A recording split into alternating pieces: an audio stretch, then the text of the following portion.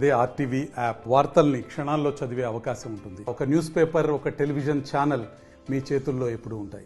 భద్రాద్రి కొత్తగూడెం జిల్లాలో మనం చూసుకున్నట్టయితే 100 ఎకరాలకు పైన ఉన్నటువంటి ఏదైతే చెరువులు ఉన్నాయి, అంటే 100 ఎకరాల ఆయకట్టు పైన ఉన్న చెరువులు 167 సుమారు 167 ఉన్నాయి.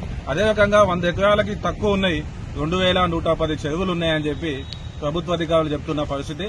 కానీ ఇక్కడ మనం చూసుకున్నట్టయితే అంటే ఎక్కడైనా చెరువులు ఉంటే వాటి యొక్క ఎఫ్టీఎల్, అదే రకంగా బఫర్ జోను, ఇక్కడ వరకు ఎఫ్టీఎల్ ఉంటుంది, ఇక్కడ నుంచి అక్కడికి బఫర్ జోన్ ఉంటుంది అని చెప్పి నిర్దేశించి హద్దులు పెట్టాల్సిన ఇరిగేషన్ అధికారులు, రెవెన్యూ అధికారులు వాళ్ళకున్న సమన్వయ లోపం వల్ల ఇటువంటి పరిస్థితులు జరుగుతున్నాయి.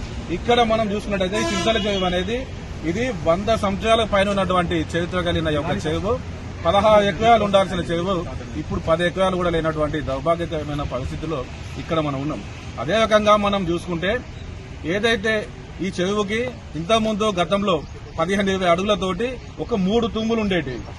ఇప్పుడు ఇటీవల కాలంలో ఏదైతే ఈ పంచాయతీరాజ్ చట్టాలకు, ఏజెన్సీ చట్టాలకు వ్యతిరేకంగా ఈ బఫర్ జోన్ ప్రాంతంలో ఈ బిల్డింగ్ లో అక్రమ నిర్మాణాలు చేపట్టడం మూలంగా ఈ 2 తూములు కంప్లీట్ మూతబడి అక్కడ ఉన్న ఏకైక తూము కూడా అది కూడా 3 నుంచి 4 అడుగుల మధ్యలో ఉండే పరిస్థితి ఉంది. దీని మూలంగా ఏం జరుగుతుందంటే ఇది విజయవాడ టు జగదల్పూర్ పోయే జాతీయ రహదారి. ఈ జాతీయ రహదారి మీద కూడా మొత్తం నీళ్లు వచ్చి ఇటీవల వచ్చిన 3 రోజులకు వచ్చిన వర్షాలకి, చిన్నపాటి వర్షానికి నీళ్లు మొత్తం రోడ్డు మీద జామ్ అయి కనీసము ప్రయాణాలు కొనసాగించలేని దౌర్భాగ్యకరమైన పరిస్థితిలో జిల్లా కేంద్రంలో ఇటువంటి పరిస్థితులు ఉన్నాయంటే ఇక్కడ ఆక్రమణలు ఏ స్థాయిలో జరిగినాయి, అసలు అధికారులు కనీసము అంటే రాష్ట్ర వ్యాప్తంగా హైడ్రా అంటే ఒక సంచలనం జరుగుతోంది. కనీసము అధికారులు స్పందించి అసలు కొత్తగూడెం, ఈ భద్రాద్రి కొత్తగూడెం జిల్లాలో ఎండి చెరువులు ఉన్నాయి. జిల్లా అధికారులు ఖచ్చితంగా ప్రతి జిల్లాలలో కూడా ఎండి చెరువులు ఉన్నాయి. ఎండి చెరువులు ఇప్పుడు వాడకంలో ఉన్నాయి. ఎండి చెరువులు ఆక్రమణకు గురైనవి కూడా అధికారులు సమీక్షా సమావేశం నిర్వహించాలి. ప్రజాప్రతినిధులు ఖచ్చితంగా సమీక్షా సమావేశం నిర్వహించాలి.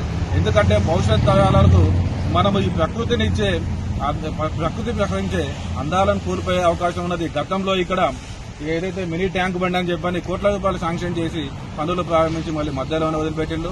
అటు పక్కనే చూసుకుంటే గొలుసుల మల్లె చెరువు ఉండే అది అండక్రాంతం అయిపోయింది. దాని పక్కనే మనం చూసుకుంటే లక్ష్మీదేవపల్లి పంచాయతీలో ఏదైతే 264 సర్వే నెంబర్ ఉందో దాని శేషగిరి నగర్ కాలనీ చెరువు అనేది, సాయమ్మ చెరువు అని కూడా అనేది అది 12 ఎకరాలతో ఉన్న చెరువు. గతంలో అక్కడ ఏదైతే గొర్రెల కాపల పైన ఒక మనిషి దాంట్లో పడి చనిపోయిన దాఖలాలు ఉన్నాయి. అక్కడ దాని మీద ఎఫ్ఐఆర్ అయింది, దాని మీద పోస్ట్ మార్టం కూడా జరిగింది. ఆ చెరువు ఇప్పుడు చూద్దామంటే 12 ఎకరాల చెరువును కూడా మాయం చేసి వెంచర్లు వేసి ప్లాట్లు చేసి అమ్ముకుంటున్నారు. ఆ 264 సర్వే నెంబర్లో 2006లో పనికి ఆహార పథకం కింద అక్కడ పనులు కూడా చేసిన దాఖలాలున్నాయి. ఆ సర్వే నెంబర్ తోటి 4000 పైన ఎకరాలు ఉన్నటువంటి ఆ సర్వే నెంబర్లో యథేచ్ఛగా ఏదైతే అవినీతి అక్రమార్గులు దాన్ని పూడ్చివేసి అక్రమ నిర్మాణాలు చేస్తున్నారు. ప్రభుత్వం స్పందించాలి. ఇంత ఏదైతే హైడ్రా అనేది ఒక్క హైదరాబాద్ రాష్ట్రానికే కాకుండా రాష్ట్రం మొత్తం విస్తరించి నిజాయితీ గల అధికారులను ఈ యొక్క హైడ్రాకి నియమించి ఎక్కడైతే అన్యాక్రాంతమై అక్రమంగా నిర్మాణాలు చేసిల్లో అటువంటి వాటిని తక్షణమే కూల్చివేయాలని చెప్పి మేము డిమాండ్ చేస్తున్నాం. భద్రాద్రి కొత్తగూడెం జిల్లాకు హైడ్రా కావాలి, రావాలయ్యా, నువ్వు కావాలయ్యా, హైడ్రా కావాలయ్యా అని చెప్పి ముక్త కంఠంతో ప్రజానికం రాజకీయాలకు అతీతంగా మేము విజ్ఞప్తి చేస్తా ఉన్నాం. రాష్ట్ర ప్రభుత్వం ఏదైతే మంచి లక్ష్యంతో హైడ్రా కార్యక్రమాన్ని చేపట్టిందో అది కేవలం హైదరాబాద్కే పరిమితం కాకుండా అన్ని జిల్లాలకు, తెలంగాణ రాష్ట్రం మొత్తం కావాలని చెప్పి మేము రాష్ట్ర ప్రభుత్వానికి విజ్ఞప్తి చేస్తా ఉన్నాం. అంతేకాకుండా ఈ హైడ్రాను ఉన్న పలంగా వెనక్కి తీసుకోకుండా రేవంత్ రెడ్డి సిద్దమై ఉండాలని చెప్పి కోరుతా ఉన్నాం. ఒకవేళ వెనక్కి తీసుకోవాల్సి వస్తే ఖచ్చితంగా రాజీనామా చేసి మాత్రమే వెనక్కి తీసుకోవాలని చెప్పి విజ్ఞప్తి చేస్తా ఉన్నాం. హైడ్రాను స్ట్రెంథెన్ చేసేందుకు రంగనాథ్ గారికి నికాసైన ఆఫీసర్స్ ను వేసి వాళ్ళ ట్రాక్ రికార్డు కూడా చెక్ చేసి ఒక బలమైన అధికారులను రంగనాథ్ గారికి ఇవ్వాలని చెప్పి విజ్ఞప్తి చేస్తా ఉన్నాం. అంతేకాకుండా భద్రాద్రి కొత్తగూడెం జిల్లాలో సుమారుగా 2000 పైచినుకు కుంటలు చెరువులుంటాయి. కొత్తగూడెం కేంద్రంగా కూడా దాదాపు 206 పైచినుకు కుంటలు చెరువులున్నవి. అవి అనధికారికంగా అనేక మంది ఆక్రమణకు పాల్పడతా ఉన్నారు. చెరువులలోకి వచ్చి పెద్ద పెద్ద భవనాలు కడతా ఉన్నారు.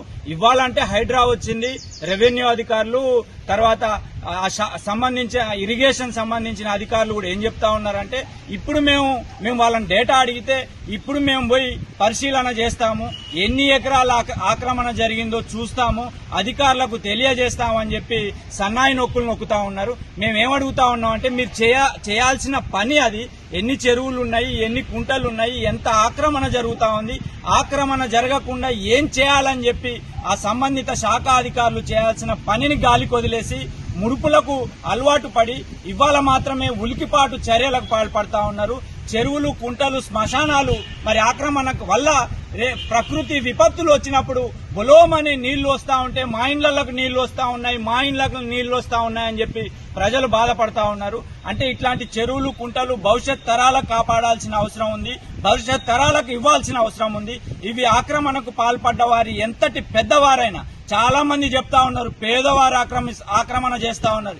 ఏ పేదవాడు హైదరాబాద్ లో కానివ్వండి, సామాన్య మండలాల్లో, సామాన్య గ్రామాల్లో మాత్రం పేదవాడు ఆక్రమణ చేయడు. పెద్దలు మాత్రమే, రాజకీయ పలుకుబడి కలిగిన వాళ్ళు మాత్రమే, అధికారులను మా పైరవీలకు వాడుకునే వారు మాత్రమే ఆక్రమణలకు పాల్పడి పెద్ద పెద్ద భవనాలు కడతారని చెప్పి ఈ సందర్భంగా తెలియజేస్తా ఉన్నాం. ఇప్పటికైనా ఈ జిల్లాలో చెరువులు, కుంటలు పరిరక్షించాల్సిన అవసరం ఉంది.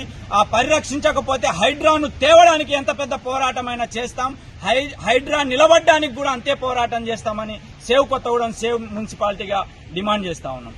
మరిన్ని వీడియోస్ కోసం ఛానల్ ని సబ్స్క్రైబ్ చేయండి, లేటెస్ట్ అప్డేట్స్ కోసం వాట్సాప్ ఛానల్ ని ఫాలో చేయండి అండ్ లింక్ డిస్క్రిప్షన్ లో ఉంది.